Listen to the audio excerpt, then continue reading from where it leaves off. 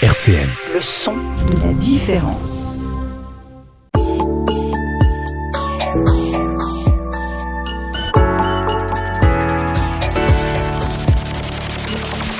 Biodiversité sur RCN.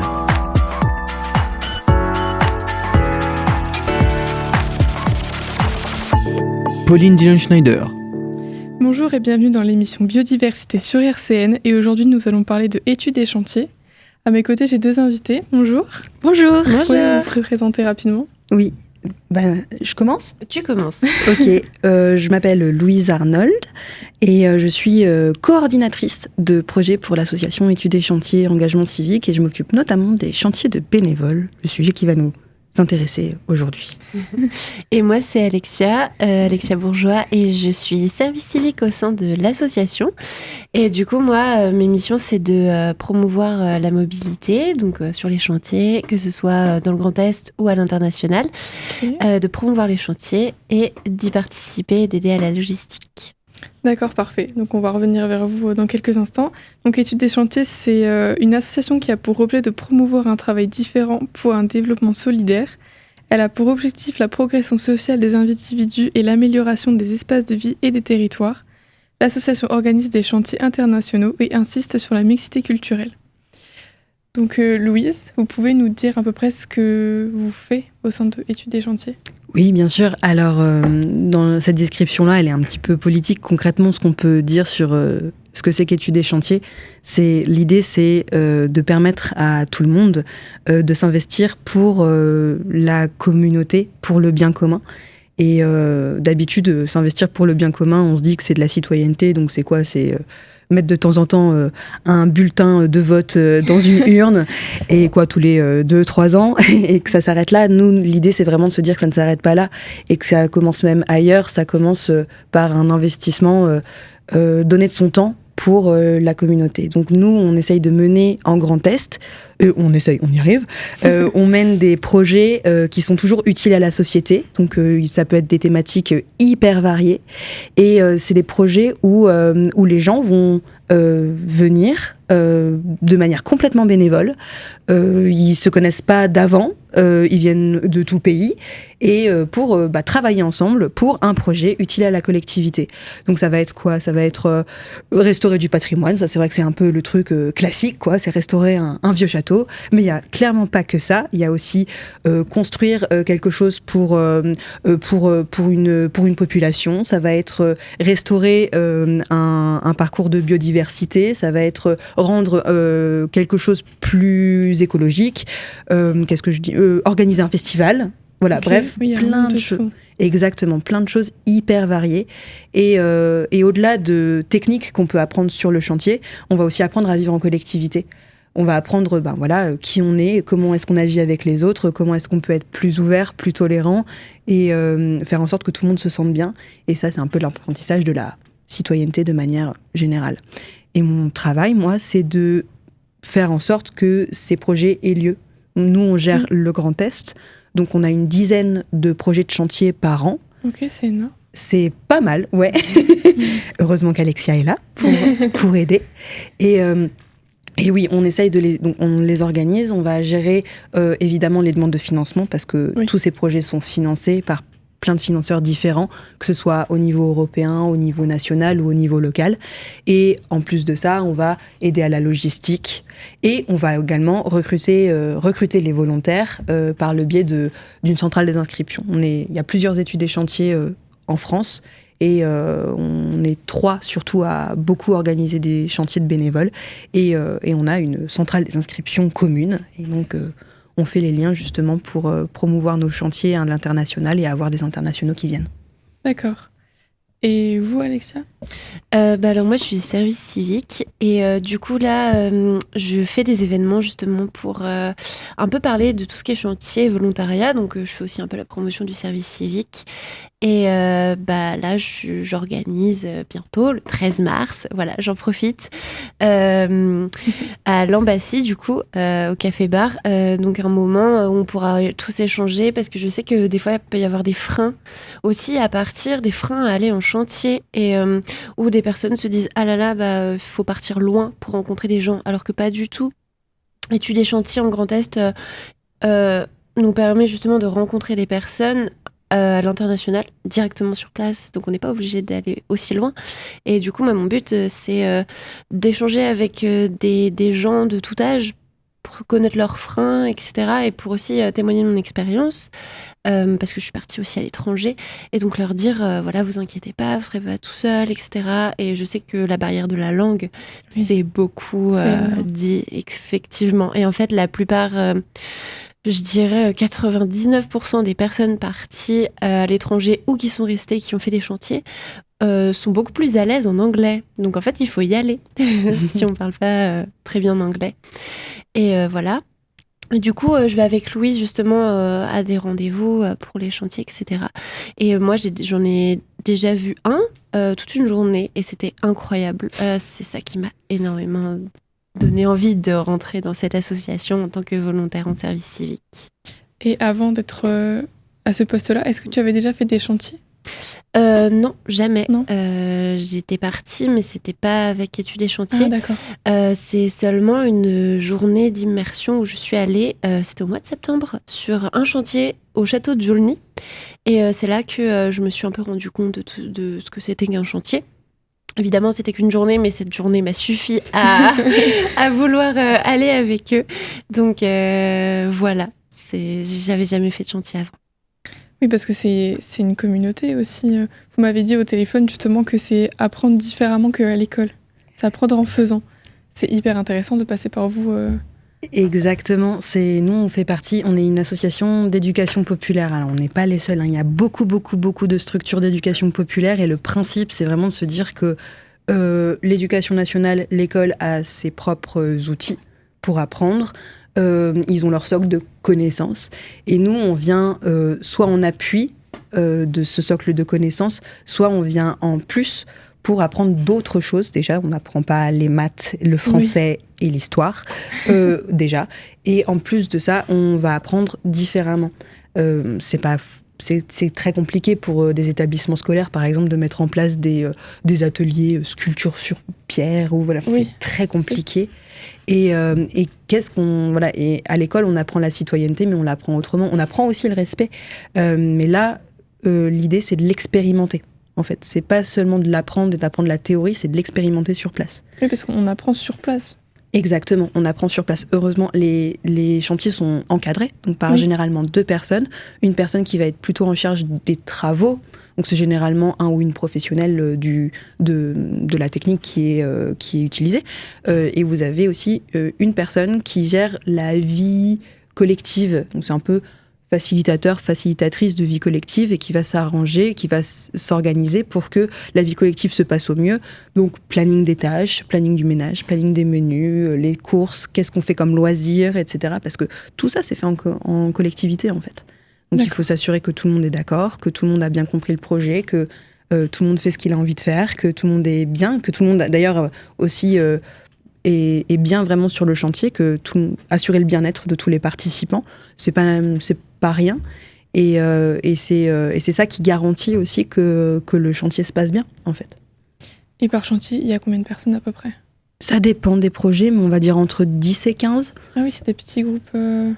Sur certaines autres régions, ça peut monter beaucoup. Nous, on a pris un petit peu la décision d'avoir des groupes assez petits pour justement... parce qu'on voulait vraiment travailler sur la vie en collectivité et on voulait être sûr que en fait, dans le groupe, tout le monde se connaisse et que tout le monde puisse échanger. Ce qui est moins le cas sur un très très large groupe. Mais les grands groupes ont aussi plein d'autres intérêts. Nous, juste sur nos projets, c'était pas forcément intéressant aussi d'avoir énormément de personnes. Mais donc ça peut exister ailleurs, en France ou à l'international. Que ce soit en local ou à l'international, les gens ils se rencontrent avant de partir en chantier ? Non ? Absolument pas. C'est le but. C'est le but, c'est justement... Enfin, le but, non, c'est pas le but. Des fois, il y en a qui viennent à 2, des frères et sœurs ou des amis. Mais c'est relativement rare. L'idée, c'est plutôt de se dire que personne se connaît avant le chantier. Et c'est ça aussi peut-être qui peut être rassurant, c'est qu'en fait on arrive et on se dit wow là là, mais je connais personne, comment ça va se passer, mais en fait tout le monde est dans le même cas. Et c'est un petit peu là où on va être un peu obligé de sortir de sa coquille et d'essayer de commencer à tisser des liens avec les gens, parce qu'en fait sinon il se passe rien. Et en fait je crois le fait que personne se connaisse avant, ça garantit aussi un petit peu qu'il se passe des choses en fait, parce que tout le monde est un peu obligé de se forcer. Oui, tout le monde démarre au même niveau et exactement. C'est une expérience sociale incroyable au final aussi. C'est ce qu'on nous dit. Et nous, en tout cas, on en est absolument convaincus. Ah, moi, je suis très, très convaincue. D'accord. Et biodiversité, ça parle aussi beaucoup de transition écologique. Oui. Et pouvez-vous me dire en quoi études de chantier participent à ça ? Alors, déjà par des thématiques de chantier qu'on a depuis la création de l'association. Au tout début, d'ailleurs, la plupart des chantiers que portait Études et Chantiers, c'était surtout des chantiers autour de la biodiversité et de la transition écologique, parce qu'il y avait beaucoup de choses, par exemple, autour du nettoyage de rivières, refaire des sentiers de randonnée. Voilà, okay. Il y avait beaucoup de choses autour de ça. Maintenant, nos thèmes, ils sont un petit peu diversifiés, mais ça fait depuis plusieurs années maintenant que la transition écologique est un sujet essentiel et prioritaire dans nos actions. Parce que, malheureusement, un chantier de bénévoles, c'est super chouette pour la communauté, mais il peut être assez polluant. Ah oui.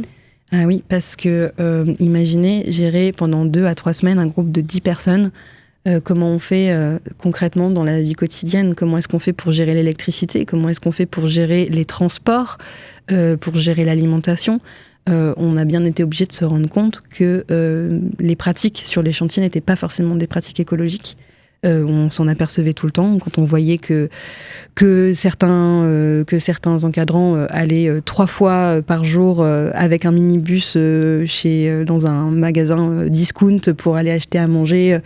Voilà, enfin, il y avait des pratiques qui étaient pas forcément très très liées, enfin comment dire, qui n'étaient pas forcément en accord avec nos valeurs.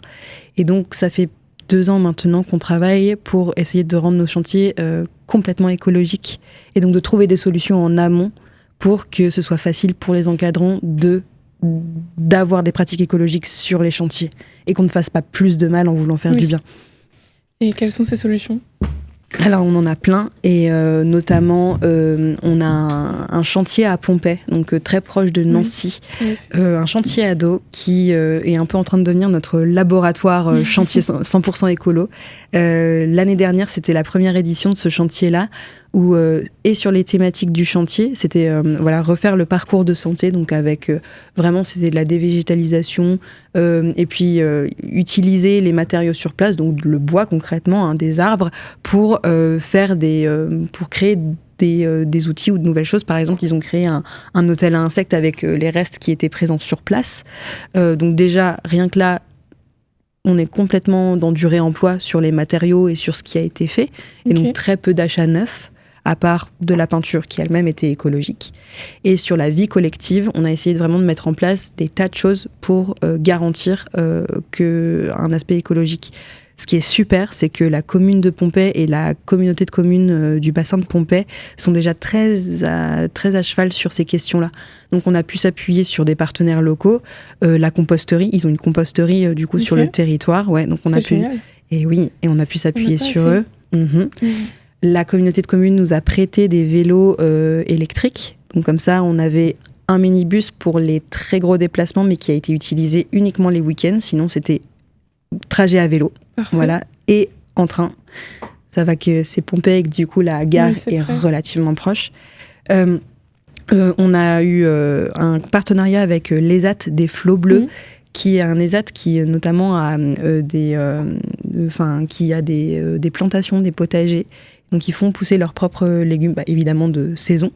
Et on a eu un partenariat avec eux, donc ils sont venus nous donner des fruits et des légumes bio, de saison et locaux sur le chantier. Donc c'est avec ça que les bénévoles ont été nourris. Voilà. On a eu aussi veillé à avoir une grosse réflexion autour de l'électricité et de l'eau, sachant que c'était un chantier où c'était uniquement en camping. Donc déjà, il y avait des frais en moins. On a installé des toilettes sèches. On a fait attention à recycler l'eau, par exemple l'eau de vaisselle qui pouvait servir après eau de nettoyage, etc. Enfin voilà, avoir un cycle de l'eau plus sain. Et l'électricité, on a essayé de mettre en place des journées sans électricité, par exemple. Ok. Ouais, voilà.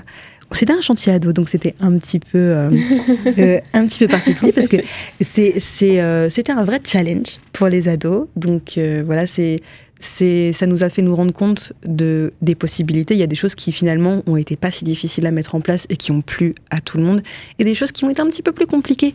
Et du coup, c'est super. C'est pour ça que c'est un laboratoire. C'est parce que on va faire mieux l'année prochaine. On va tenter des nouvelles choses parce que le but, c'est que les volontaires, en fait, qui viennent, ils repartent dans leur pays ou dans leur région avec des bonnes pratiques et avec aussi la sensation que, en fait, vivre de manière écologique pendant 3 semaines, c'est pas si dur.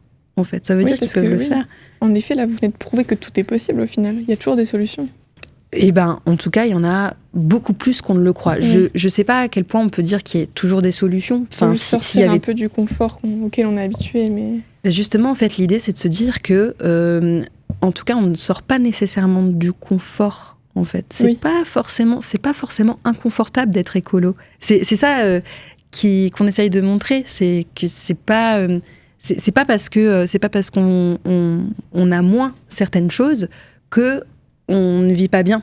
Oui, c'est juste un changement d'habitude. Exactement, c'est un changement d'habitude plus qu'une restriction, en fait. Et c'est ça qui est chouette, et c'est ça qu'on essaye de montrer. Et on essaye. Alors voilà, je sais pas si tout est possible, mais en tout cas, on essaye de faire au mieux et de montrer qu'on peut faire au mieux.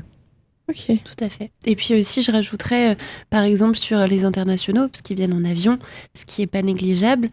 Là, actuellement, j'ai un projet, c'est de faire un kit pour dire, voilà, comment venir de loin, mais à vélo. Ou autrement, en fait, voyager autrement. Donc là, je suis en train de faire mes recherches, mais c'est mon projet actuellement sur le long terme dans mon service civique. C'est par exemple comment on peut voyager, je sais pas, de Hongrie ou peut-être même d'Asie en vélo, enfin sans avion. C'est génial. Voilà.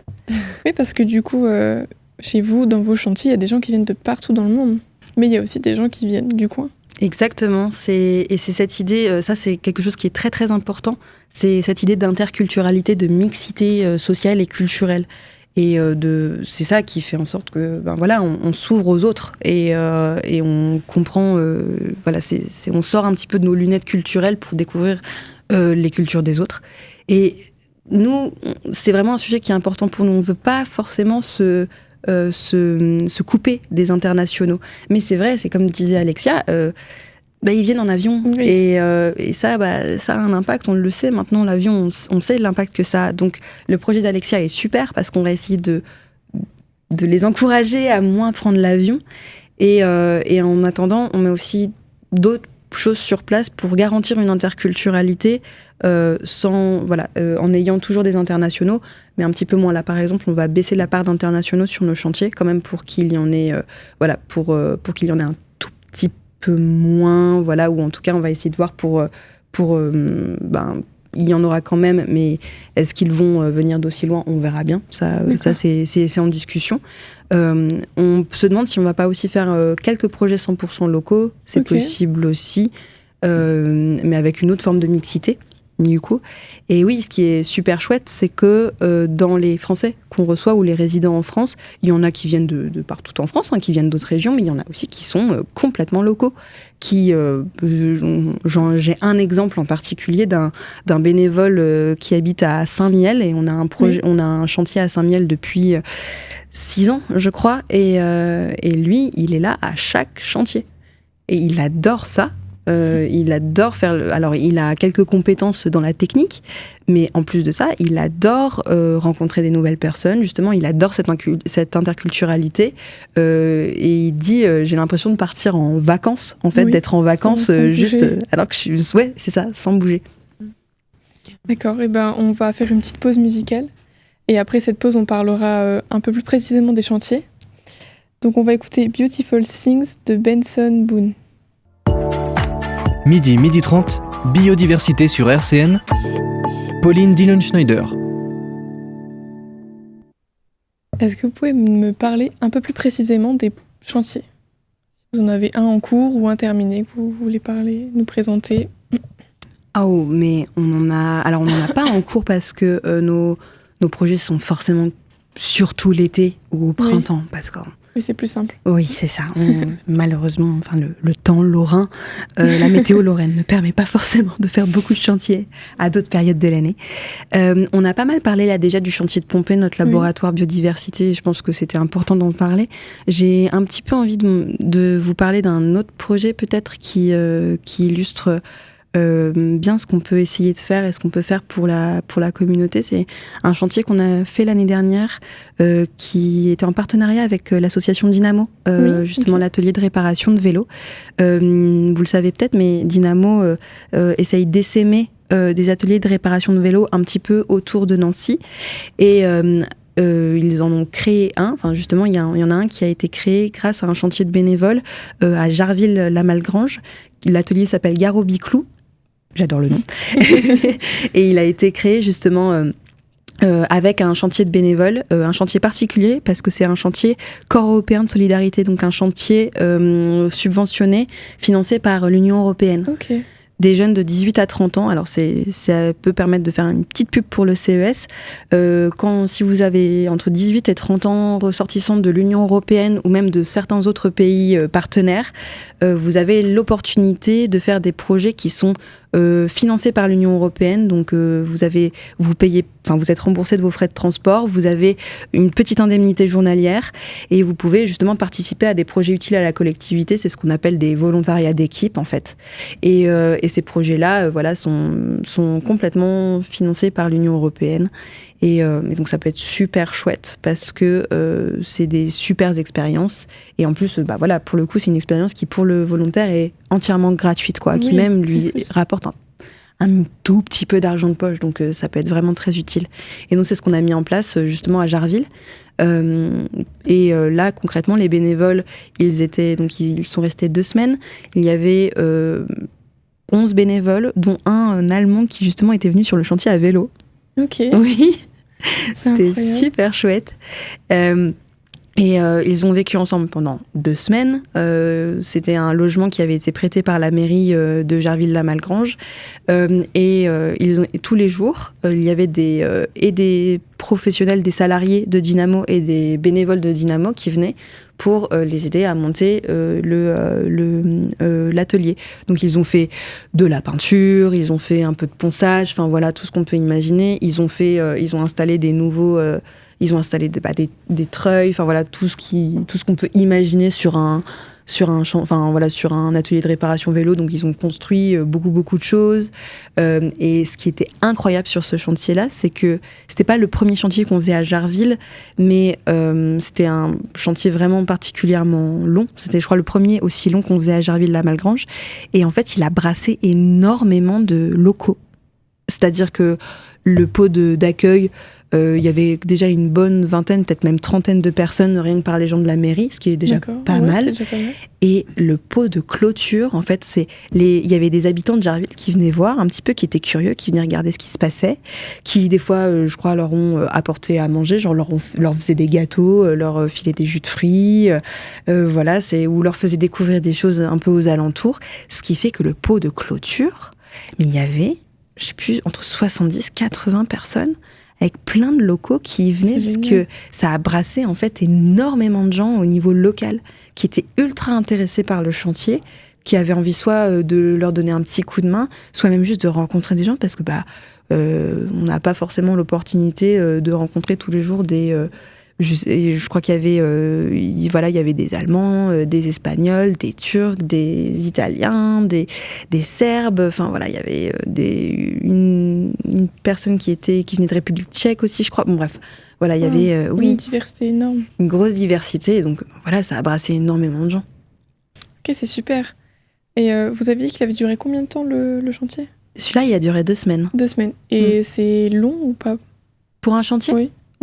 Ça dépend du projet, mais la plupart de nos chantiers durent entre 2 et 3 semaines quand même. D'accord. Et votre plus long projet, c'est quoi ? Notre plus long projet, alors en projet de volontariat d'équipe, c'est-à-dire de vraiment chantier de bénévoles, on va dire que c'est 3 semaines. En revanche, au sein de l'association, on ne fait pas que du chantier de bénévoles. On fait aussi on gère d'autres types de volontariat, on met en place d'autres types de volontariat. Alexia en est la preuve vivante parce que voilà, on accompagne des volontaires en service civique. Donc là, Alexia, on est sur une mission de 9 mois. De donc 9 mois. Fin septembre. C'est ça. Voilà. Donc voilà, on a aussi ce genre de projet. Enfin, il faut quand même. Oui, vous n'avez pas que des bénévoles. C'est ça, ou alors pas que des. On est toujours sur le volontariat, mais on n'a pas en effet que des bénévoles. Et voilà, l'organisation des chantiers de bénévoles n'est qu'une part de nos activités. Voilà, on en a d'autres, donc par des volontariats plus sur le long terme, comme le service civique. Il y a aussi des corps européens de solidarité qui sont sur le long terme également, qu'on peut gérer et accompagner. Et on a aussi des volontariats sur un plus court terme, parce qu'on a depuis 2 ans maintenant un pôle formation. Parce qu'à force de mettre en place nos activités, on a fini par avoir une forme de connaissances, d'expertise sur certains sujets comme l'interculturalité, la gestion de groupe, la gestion des conflits. Et donc on a commencé à monter un pôle formation, qui est géré justement par un de nos collègues. Et voilà, et donc là on est sur des formations de 1 jour, 2 jours pour le moment, mais peut-être qui sait bientôt 1 semaine, je ne sais pas, on verra. Et qu'est-ce qu'on y retrouve dans ce pôle formation? Vous formez pour quoi? On forme plein de publics différents. On propose des formations civiques et citoyennes qui sont plutôt à destination des volontaires en service civique, mais on a aussi plein d'autres types de formations, un petit peu tout public. Et pour le moment, la plupart de nos thématiques, on est vraiment autour de l'interculturalité, donc de la solidarité internationale, sur la gestion de groupe, la gestion de conflits, la dynamique de groupe. On a aussi la découverte ou l'organisation de chantiers de bénévoles, parce qu'on peut aussi former à l'organisation de chantiers de bénévoles pour des gens qui auraient envie d'essayer de faire ça eux-mêmes avec d'autres types de publics. Donc voilà, on a aussi ce type de formation-là. Est-ce que je dois en oublier? Je pense aussi qu'on peut dire qu'on se forme à l'écologie, la transition écologique, et justement pour qu'on puisse à nouveau nous former sur tout ça. Sur l'écologie et la transition. Parce qu'il faut quand même un certain savoir pour réussir à organiser tout ça. J'ai du mal aujourd'hui. Justement, c'est pour ça qu'on a une personne qui est formateur j'allais dire formateur de formation. Je ne sais pas si c'est très bien dit, mais en tout cas c'est clair. Oui, c'est clair. Voilà. qui s'en occupe en effet, qui monte les projets et qui monte les contenus de formation. J'oublie une formation importante qui est la formation des animateurs et des animatrices, parce que on ne les lance pas dans un chantier de bénévoles comme ça, on les forme justement aux techniques d'éducation populaire, aux projets des chantiers, comment gérer un groupe. Donc oui, ça c'est une formation qui dure 4 jours et demi. Voilà, donc on fait aussi cette formation-là.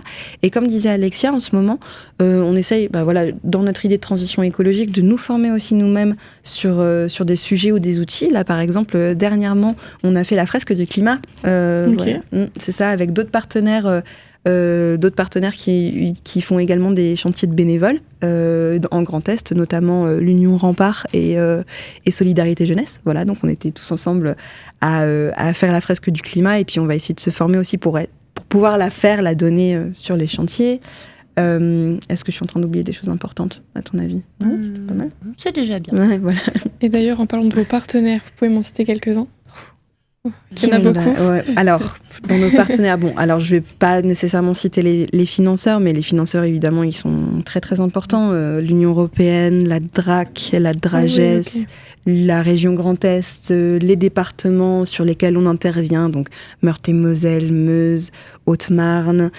Peut-être l'Alsace, non, pour cette année. L'Alsace sera pas partenaire financier, mais oui, on intervient en Alsace aussi cette année.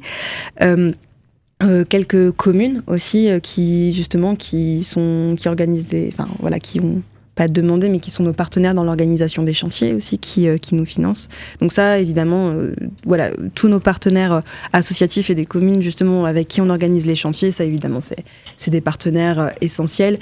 Après, on a aussi beaucoup d'autres partenaires plutôt en termes d'entraide, on va dire. Donc on peut quand même citer nos autres collègues qui organisent des chantiers de bénévoles. Études des chantiers n'est pas la seule association en France qui organise des chantiers de bénévoles.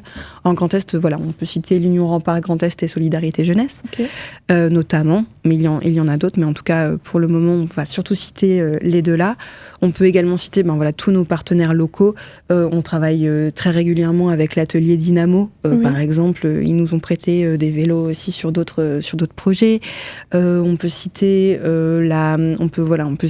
d'autres partenaires comme Kepos, Kepos c'est notamment eux qui nous ont formés à la fresque du climat. Qu'est-ce que je suis en train d'oublier? J'aurais dit l'atelier vert. L'atelier vert qui en plus est un de nos bailleurs, justement, c'est un de nos partenaires de chantier. On fait des chantiers avec eux sur l'organisation de leur festival sauvage. Et justement, l'atelier vert participe aussi à certains chantiers sur de l'éducation à l'environnement. Justement, ils viennent faire des petites interventions un peu chouettes sur certains chantiers, genre observation de chauves-souris, la nuit, des choses comme ça. C'est autant du loisir que l'apprentissage au final. C'est absolument ça. En tout cas, c'est vraiment le but, quoi. Le but, c'est un peu comme ça d'ailleurs qu'on présente ça à des gens qui voudraient devenir volontaires. On se dit, un chantier, c'est un peu des vacances utiles et pas chères. Et concrètement, c'est un peu ça. On va pas se mentir. Carrément. C'est un petit peu ça. Ouais.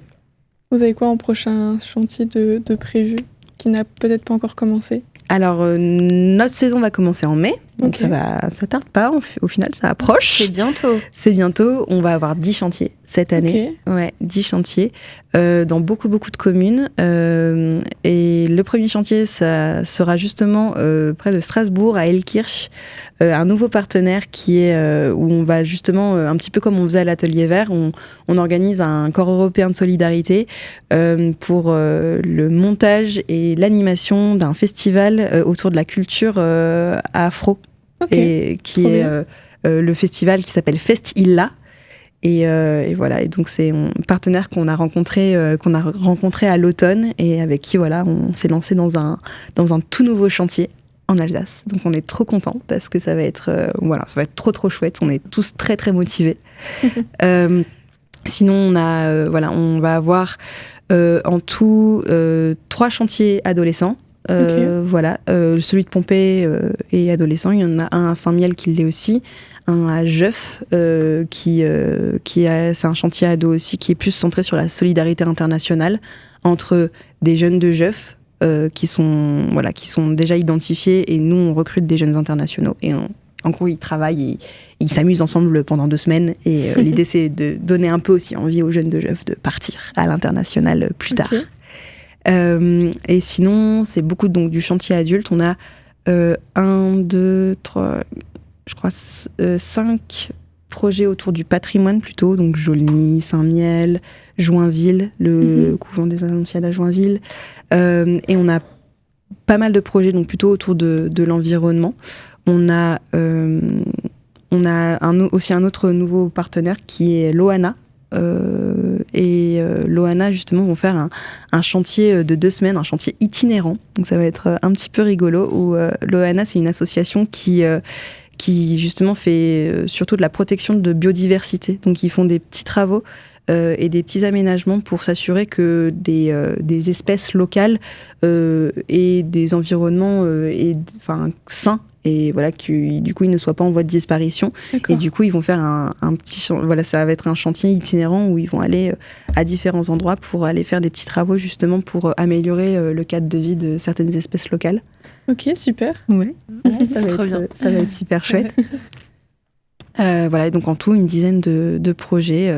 Je suis en train d'oublier Nomni, je suis en train d'oublier plein de monde, j'en suis sûre. Je vais me faire taper sur les doigts.